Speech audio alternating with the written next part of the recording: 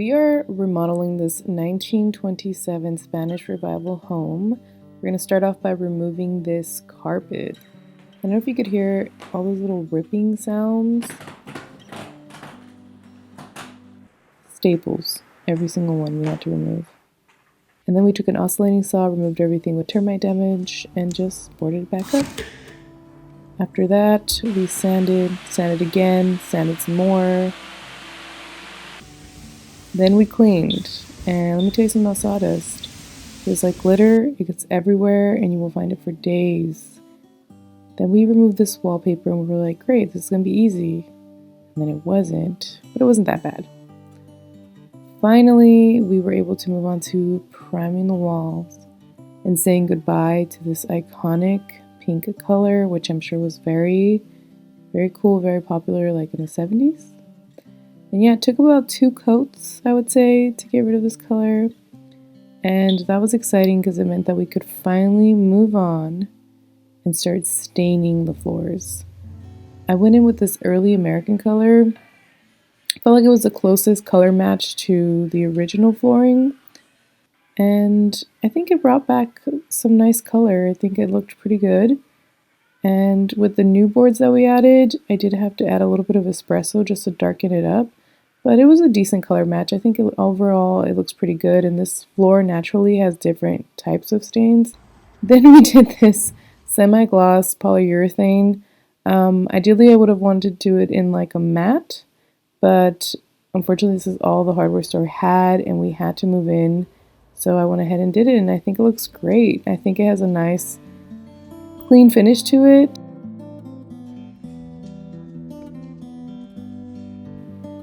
All this hard work and I just ended up putting a giant rug over it. It's okay, it's doggy approved. And then we moved on to finally getting a little bit of color in the walls. Dun dun dun. Pretty anticlimactic, boring beige. It's actually called Spanish Sand. It's a nice little taupe color.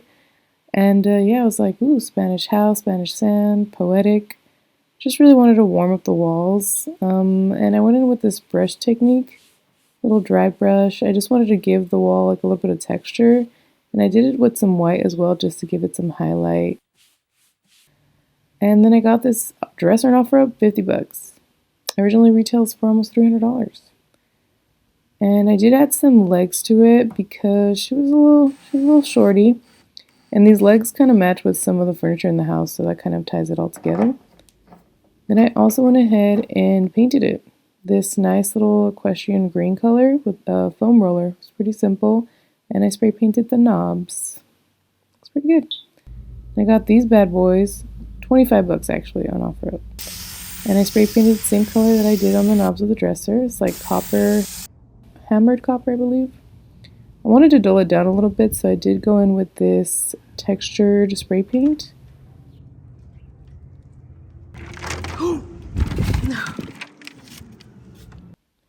Then I made a painting.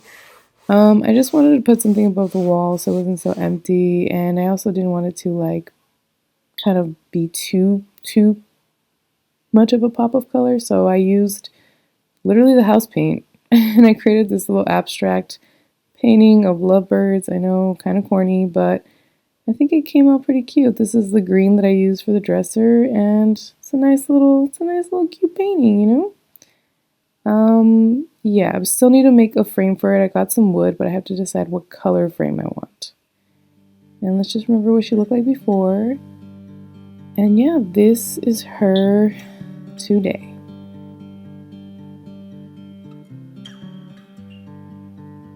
I really like it. I think it came out so nice. It's so cozy and bright and airy.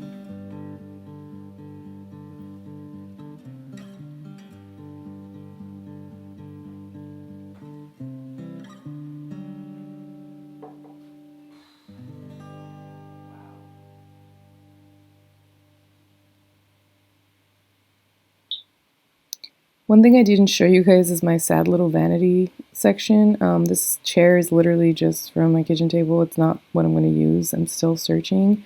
Just happen to have this mirror, but this is a really cool table. I actually got it at St. Vincent's thrift store in LA for like 50 bucks, I believe. It opens up for a sewing machine insert, which is really cool. So multi-purpose, if I don't use it as a real vanity, maybe, I'll start, I don't know, sewing some beautiful gowns. I don't know, maybe that's in my future. This is also an excuse to show you guys my proudest possession, which is this like Peruvian folk art. You can see in the back of each one of these girls, it has like a hole in the back, and I didn't know why I had that. And this piece is called the Whistling Women. And then I figured it out. I was like, whistling women.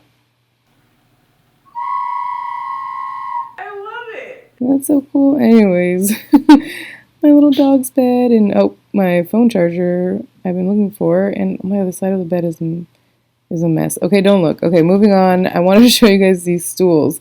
I actually got them for free, and I just wanted to encourage you to look online. There's so many cool apps like OfferUp and First Dibs and Facebook Marketplace where you could really find really cool decor for your home for on the low price of like $3.99. So you could really decorate your house however you want.